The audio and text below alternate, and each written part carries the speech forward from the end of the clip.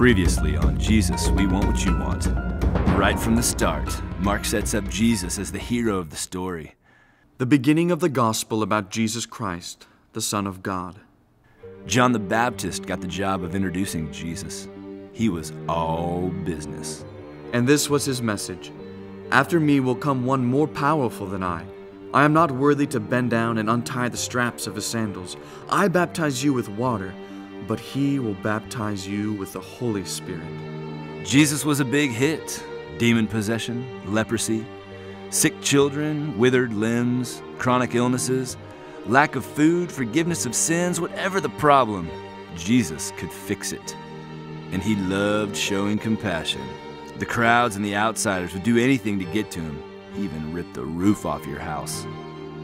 Jesus forgave that man's sins, and that's not all he did. He healed him too.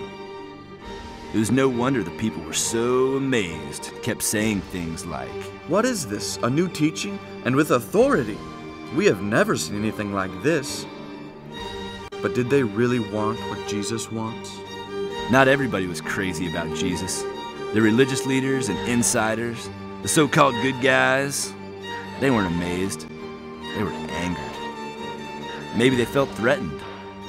When Jesus healed a man's bum hand on the Sabbath, how do you think that went over? The Pharisees went out immediately and began plotting with the Herodians as to how they could assassinate him.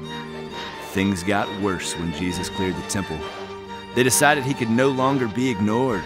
The chief priests, the teachers of the law, the Pharisees, the Herodians, the Sadducees, all tried to make him a laughing stock in order to discredit him. He turned their trick questions against them, and they just got more angry.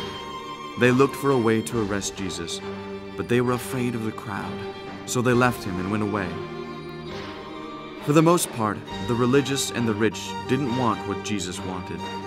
The crowd was amazed. The good guys were angered. The disciples were just confused. They had seen Jesus take care of everyone and everything.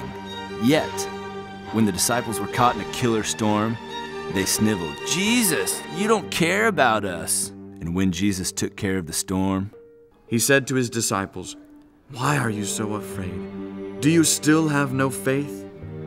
They were terrified and asked each other, "Who is this? Even the wind and the waves obey him." They eventually got swept up in anticipation of being powerful kingdom insiders. 3 times Jesus looked those ambitious disciples right in the eye and said, "We're on our way to Jerusalem. The Son of Man will be betrayed to the chief priests and scribes. They will sentence him to death and kill him."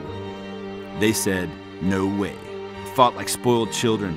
They argued over who would ride shotgun next to Jesus. They were confused. Jesus could not have been more obvious.